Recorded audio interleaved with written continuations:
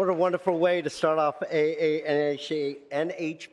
month. It is an honor to be here with all of you as we come together to celebrate Asian American, Native Hawaiian, and Pacific Islander Heritage Month.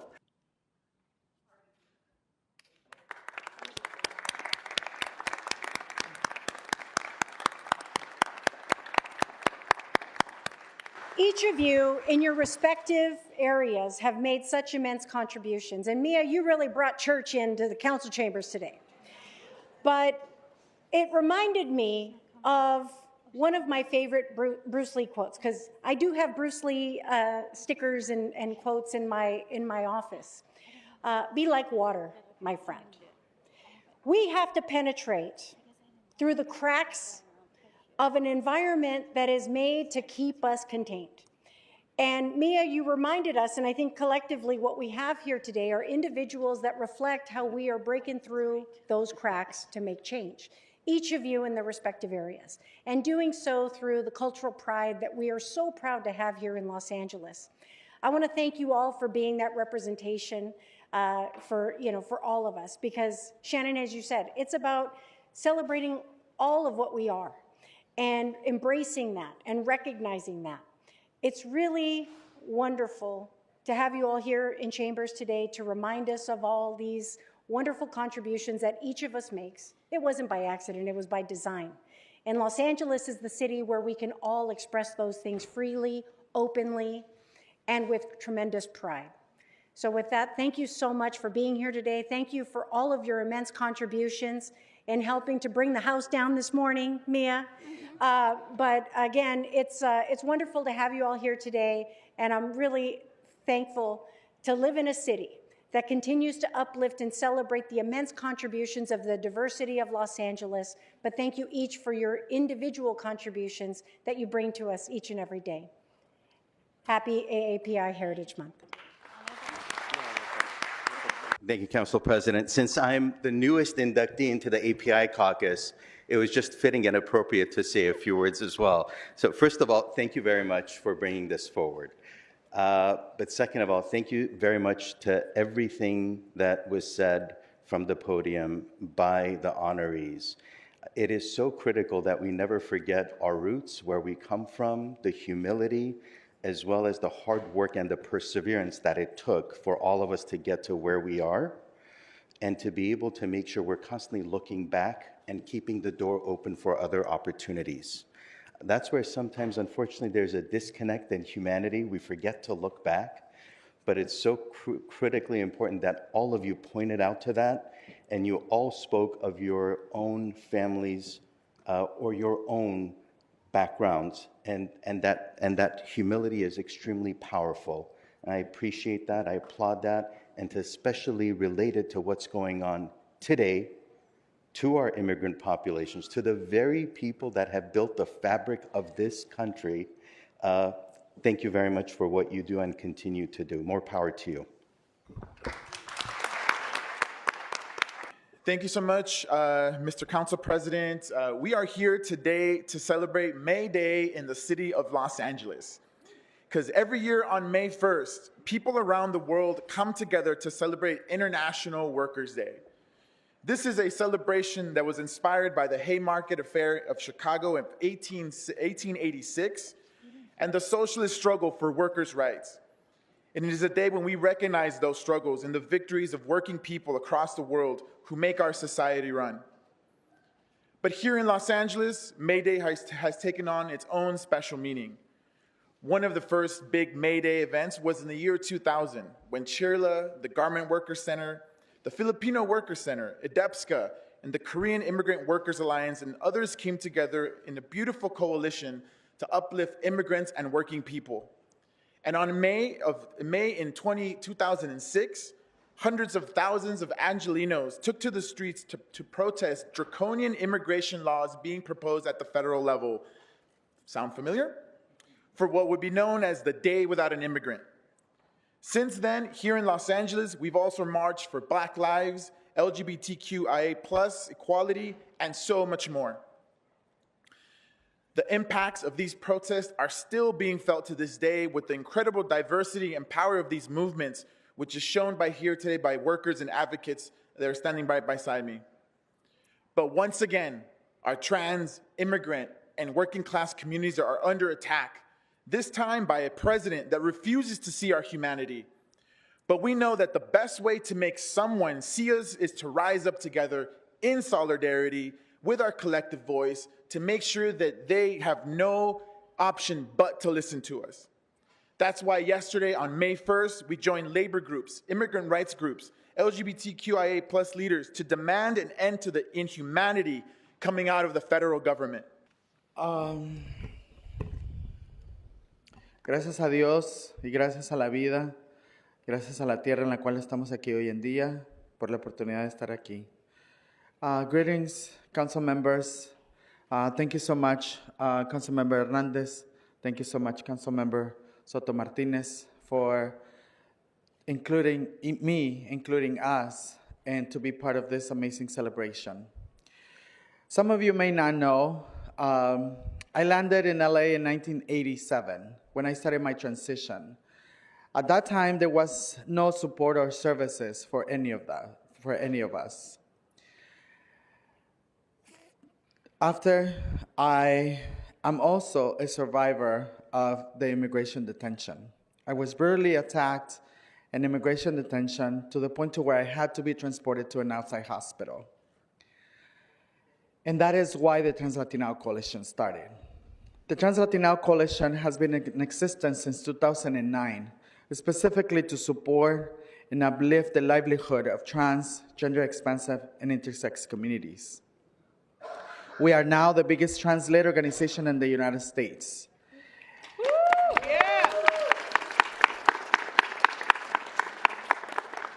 And although we have done a lot of great work, and I want to acknowledge all of the amazing, incredible, courageous, trans, gender-expansive, and intersex people who work at our organization. There's about 74 of us working at our organization.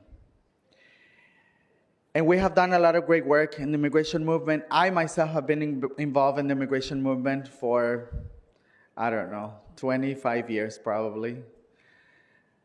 And there has been a lot of great work that has happened. But there's still a lot of work that needs to happen. Trans immigrants continue to be at the bottom of the totem pole. And right now we have an opportunity to not just stand against a government that continues to oppress us and keep us in the margins.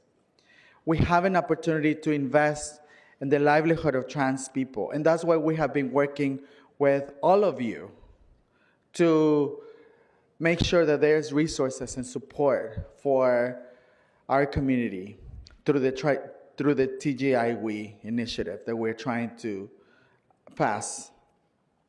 And so I am asking you to really take a stand into making sure that that actually happens. We're only asking for $3 million.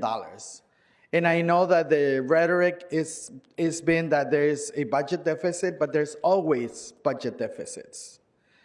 And $3 million es como quitarle un pelo a un gato. I mean, and in English, it will not even translate the same. But I want for you to please understand what needs to happen and understand how we are going to be able to support our community. Our community is literally being killed. Just a little over a month, Linda Becerra Moran was brutally killed by LAPD. Just a couple of weeks ago, Sabrina Jimenez was brutally assaulted and attacked right by MacArthur Park. And so these are issues that continue to happen. And the only way that we can resolve this issue, it really is to ensure that our community is supported with the services and support that they will need. And so I want to invite you to please do that. Additionally, I want to let you all know that the Trans-Latino Coalition is organizing the Walk for Humanity, and that is going to take place in Councilmember Soto-Martinez's district, and it's going to lead to the new building that we are going to have. And so I want for all of you to be part of the historic moment that we are living. There's nothing like this happening anywhere in the United States. The Trans-Latino Coalition is the vision of the possibilities of our community. And I want to invite you to be part of that. Thank you so much for the opportunity to be here. Thank you for this honor. Thank you for the la lucha que seguimos luchando. And let's do this. Thank you. But what I just kind of want to remind everyone is, in our city, we've always done better when we think about the workers, when we remind that it's the workers that built up our city. So along those lines, one of the things that I just kind of want to put out there that I'm starting to catch, and I want to jab and just elevate, bring it to the microphone, is we're finally at a point where throughout the entire country, multiple levels of economic spaces, people of different socioeconomic backgrounds are saying something that I never thought I was going to hear before, which is that we're finally hearing people say, it's time to tax the rich. It's time to tax the rich, because if we don't start to tax the rich, we're going to continue to have conversations like in places like the city of Los Angeles. Where is the money? Where is the money? Where are the dollars so that we can legitimately continue to grow our metropolises, our cities, expand our businesses, continue to build jobs? It's time. It's time for the bottom to really put pressure on the very, very, very top. This notion of the 1% was just an expression once upon a time, but now we're really, really feeling it. And we're feeling it because we're hitting a point where people can't eat. And when people can't eat, that's when everybody really gets mobilized. So I really hope that together, as nonprofits, as community groups, as labor, we realize that that really is the next message. So thank you again. And let's keep fighting. And the final announcement is we have staffers who will read out the names that have signed up to speak. So please wait until you hear the name. They will be called at random before lining up on your left-hand side of the council chambers. Thank you. Well, we're going towards liens again. You're looking for money to create revenue for the city. It also affects the people that those liens are going to be placed on. So building and safety, going out, citing people, creating revenue, as we did back in 2010, unheard of. And 2024, we settled $100 million for LAPD payouts, liabilities. We're scheduled for 2025 to be at $320 million for payouts for liabilities for LAPD. Let's go to general public comment. Okay, you have 1 minute. Go ahead. Everyone, Ms. Hernandez, the unions are all about you right now. Everyone's kind of cheering on the idea that you've been so technical in the words you're asking. If you weren't informed, you are now, because you're asking the best questions out there for this city to go forward in a better direction. The idea, again, we go back to was not being sent, the liabilities of LAPD. Yet Bloomingfield says, let's shove 40 officers into classes. You can't get 40. They can't fill it. 33 aren't even graduating. These people are coming to jobs that they don't want to do. They're doing it because there's a job available, benefits, and the only thing out there. That's why you got liabilities. It's not just the body, it's the kind of people you hire. And if you're not getting rid of that cancerous officers like Podesta that's training new officers to do the same thing, you're going to have a bigger liability next year. Next speaker. Hello, council members. My name is Ari, and I'm in CD 13. You wouldn't stand in the sun for hours without sunscreen, and similarly, it's common sense to make sure we are prepared for the worsening effects of extreme heat and the climate crisis. And yet, while we're breaking heat records and our most vulnerable neighbors are suffering, these budget cuts are proposing to eliminate the Climate Emergency Mobilization Office, or CEMO, the very team tasked with keeping Angelenos safe. Extreme heat is the deadliest climate risk facing our city.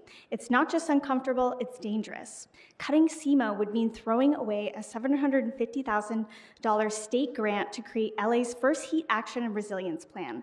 That plan would bring real resources like tree canopy, utility bill assistance, and access to cooling spaces to the hottest, most disinvested parts of this city. SEMO is our landmark climate action office. It coordinates across departments, brings in frontline voices, and makes sure equity is central to our climate response. Eliminating it would not only be short-sighted, but it would be deadly. Thank you so much for your time. Next speaker. My name is Brandon Brinson, and I operate a licensed cannabis store here in Los Angeles. The cannabis industry in this city is collapsing under the weight of overregulation, overtaxation, and incompetence.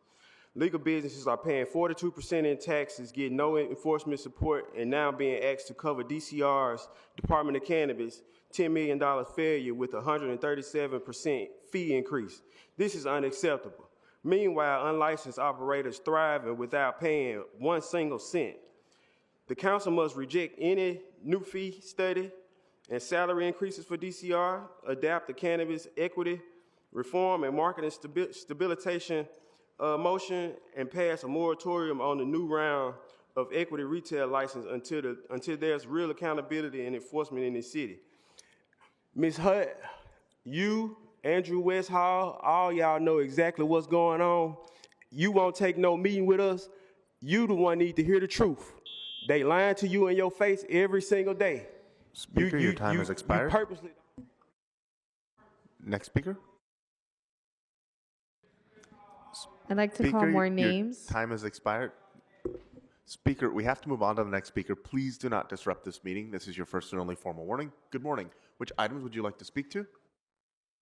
Good morning. I'd like to speak to general comment. Okay, you have 1 minute. Go ahead. I agree with everything my brother just said, but I do want to take a different approach today because I come here speaking about red tape and bureaucracy and everything when it comes to this cannabis situation that we're all in. I am born and raised in Los Angeles. I am your sister. I am your daughter. I am the best friend that you want to support. I was brought into this cannabis industry, promised reparations for what I had been through during the war on drugs. I had investors sign me up shut me out and sign me up when I was supposed to be protected for rent, $25,000 a month. I have been broken into over 6 times in 3 years. I have 24-hour security. And for Jason Killeen to say that it's simple math, we get 40% of taxes, it's not that simple. It's not. We have overhead that is crazy as cannabis owners. It's not that simple. It just isn't. We need help. Please, we are begging you guys. Speaker, your time has expired. Next speaker. I come to you today sunburned because extreme heat is the deadliest climate risk facing our city, and yet this budget proposal aims to cut the very office designed to protect us, the Climate Emergency Mobilization Office, or CEMO. It's a landmark climate action office created by this council to deliver an emergency-level, equity-focused response. Cutting it would not only forfeit a $750,000 state grant for LA's first heat action and resilience plan, it would also unravel the coordinated, community-informed work that keeps Angelenos safe. After losing the grant and cutting CEMO, we'd only be saving a mere $200,000, an amount that I propose be taken from less urgent endeavors. CEMO brings real solutions, planting trees, creating shade, and helping with utility bills and ensuring access to cooling centers in neighborhoods hit hardest by the heat. So the question is, will we treat climate like an emergency or push it aside until it's too late? Please protect CEMO and don't take LA's sunscreen away. Thank you. Jared Kylo from UCBA talking on general public comment. Okay, you have 1 minute. Go ahead. Licensed cannabis businesses account for 17% of the entire business tax certificate revenue in Los Angeles. That is 600 companies that generate over $1 billion in sales revenue and collect $120 million in local gross receipts taxes every year. Smoke shops, hemp stores, CBD stores illegally sell cannabis under an LO44 BTRC license with a 1.27% tax. Legal cannabis businesses collect 10% taxes from Angelenos and remit another 1.5% business tax for a total of an 11.5% tax every year. The question is, what services are citizens of Los Angeles getting for the $750 million they have invested in legal cannabis under Measure M? In 2016, we passed this measure. There were 600 illegal cannabis dispensaries. Now in 2025, we have 3,792 illegal cannabis dispensaries in the city of Los Angeles. What are we going to do here? A motion needs to be put forth by the city council to lower gross receipts taxes Speaker, your now. time has expired. Next speaker. Howdy, my name is Edgar Torres, and I'm here on behalf of legal cannabis, social equity, and regular licensee holders in the greater county of LA. We've got close to 600 operators in the county that account for close to 17% of total money coming into these offices. We also have close to 4,000 retailers that do not pay taxes, that are not within the legal confines. What we ask of y'all is that with this new set of monies coming in, we look inward and we help funnel the sales that are coming out of the legal system back into it. Because together with that influx, we can then come together and fix everything. Have a system that not only is here to help us succeed, but also police. Also help us collect this revenue. Guys, we're in it together. What can we do? We need change. We demand it. If we do not get it now, this industry is going to crumble. Do you guys want to sit in indifference while this crumbles when everything Speaker, your time has expired. We have to move on to the next speaker. Thank you. Morning. Good morning. Which items would you like to speak to? Item 1 and 2 and public comments, sir. Okay, so please begin with items 1 and 2. Those are the LADBS lien items. Then you can go to general public comment. Wonderful. These are the 12 names I've submitted, so I want to make sure that I at least get public comment. Item 1 and 2, liens, the right to keep possession of properties belonging to others. I'm going to tie that in with Mr. Pickle. I was here when he was confirmed. He was an amazing individual who represented the people of this great city. He was truly, because I used to go to all the DW meetings, and he gave management Can we pause his time a headache really quick? because So, Mr. Candido, I've paused your time. Mr. Candido, I have paused your time. Hold on. Then please talk about the liens that are being issued by LADBS. So if you'd like to talk about Dr. Pickle or any of the presentations, you're welcome to do so during general public comment once you move over. But okay, you have 1 minute for general public comment. Go ahead. Rodriguez, are you running for mayor or what? That was one hell of a presentation. Whatever the word is for women. They're a great group.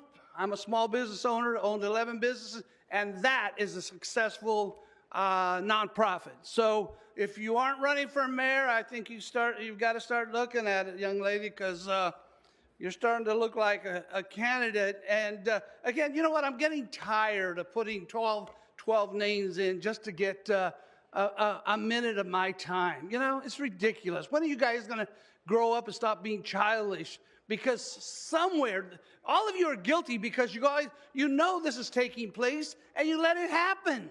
When are you going to bring some integrity back to this council? We look like a bunch of fools. I was watching the Smoking Scan because you guys weren't on Tuesday, and I was embarrassed because, thank you, Smoking Scan, but I had to go there to watch this city council meeting. I don't agree with them, but I had to go there. Speaker, your time has expired. I'd like to call the remaining names: Danny M., Joe C., Martin Luther King, Mr. G., and Shan Gupta. And as we're waiting to see if anybody stands up for those, just as an announcement to the public, we would request please do not sign up under multiple names. Again, we'd ask that you sign up once. That is the request. The names are selected at random. Good morning. Good morning.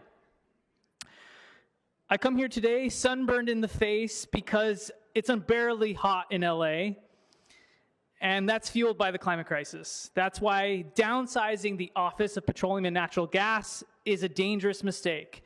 This proposal of the budget cuts the only position that monitors pollution from active oil wells, and another position that's also helping phase out urban oil drilling. These cuts would delay or even halt LA's plan to end oil drilling. The Board of Public Works confirmed yesterday that these two roles already generate $300K in penalties, and while I believe pipeline franchise agreements should be phased out, any that should remain or need to remain should at least be charged maximum penalties on the oil and gas industry. The Board of Public Works estimates that could bring in revenue of $2 to $10 million annually to the city. Thank you.